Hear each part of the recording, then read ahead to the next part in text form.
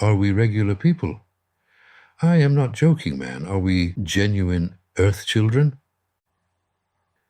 You cannot imagine the damage that some films currently in cinemas and TV screens can do. Zombies, subhumans, the man from Sirius, the planet Sirius, not the country, Syria. They all come and go to Gaia, commonly known as Earth, with spaceships and other spectacular means of transportation.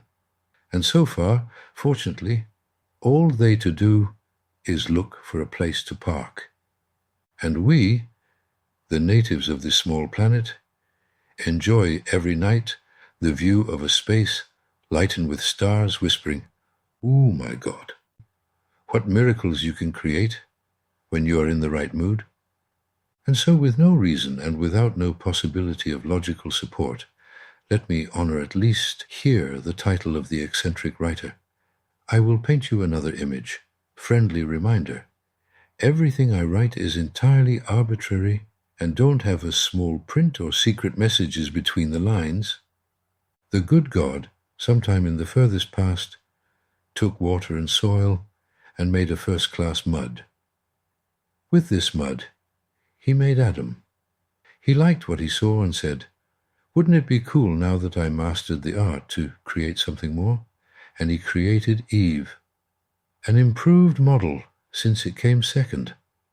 I personally believe they were made the other way around, since Eves of this world have the first say, as if they were the firstborn kids. Anyway, pick your preferred option. It's of little importance to my story.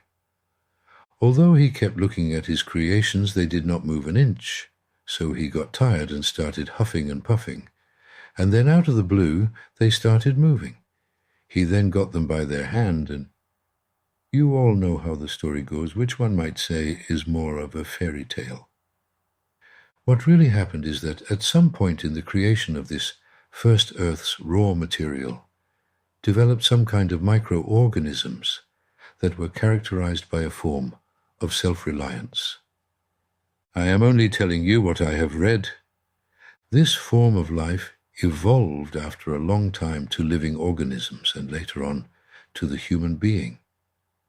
But in the human brain lies an irregularity. There is an evolutionary jump that has not yet been decrypted. Scientists talk about 3 brain structures. The descriptive names of these 3 brains, from the evolutionary oldest to the youngest, are the brain of the reptiles, the mammal paleo brain, and the neo-brain of the mammals. The jump seems to have been made from reptiles' step to that of mammals. Let's stick to this general information and put the icing on our cake. Is there a chance the good God, when he went huffing and puffing in front of the mold of the reptilian brain that he blew on top of the new brain? What if? Could this thing that came from far away and landed on the heads of Gaia's natives is what some people call the human soul? Is there a chance this soul's game has something to do with the exceeding of creation? And could it have as its origin a different state of what we call divine consciousness, and does not primarily participate in the evolution of the universe, but uses it as a vehicle for its own purpose? Are we ultimately the aliens who are looking somewhere to park and not the natives of this land? Is death the door to somewhere else? Do we eventually lose the essence of life while waiting for the revelation in a place built for dinosaurs and not for humans? Is the ability to conceive the truth possible only if a man retires in those parts of his being that unite him with his mental origin, and is initiation the necessary process? Was our original goal to occupy the human bodies to taste the tranquility of Eden's landscape? Did we fuck the whole process? P.S. Something to learn. The brain of the reptiles, or the Herceptin brain, or the R-complex that exists in man, is the most apparent residue from our reptilian genetic heritage.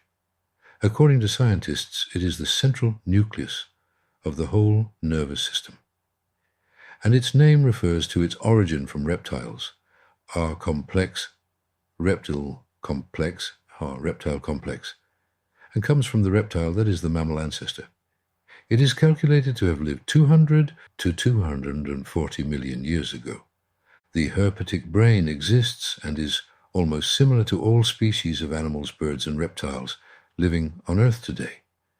Its functions are simple and are related solely to survival: hunger, sex, fear, fight, avoidance, reaction, defense of our staff, safe, temperature control. The structures that make it up are very similar, whether we examine it in humans or in a current reptile such as the crocodile.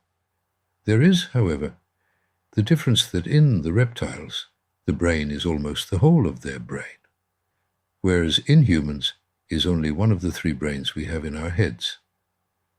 The human reptile brain controls the muscles, balance, and autonomic functions such as breathing or heartbeat, and is active even when we sleep deeply and seem to be related to the production of dreams.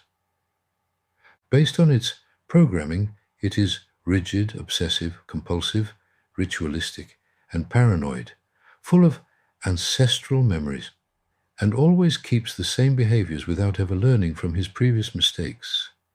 It is programmed to control the oldest evolutionary actions of man, which are analogous to those we can observe in today's reptiles, such as snakes or lizards.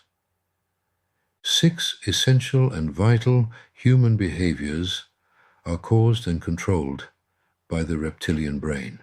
The various compulsions, personal everyday ritual habits, the almost servile adaptation to the old way of doing things, memorial and reminder rituals, obedience to the hierarchy and to every establishment, such as legal, religious, cultural, racism, fear, physical or psychological violence, violent sex, all are manifestations due to a highly activated reptilian brain.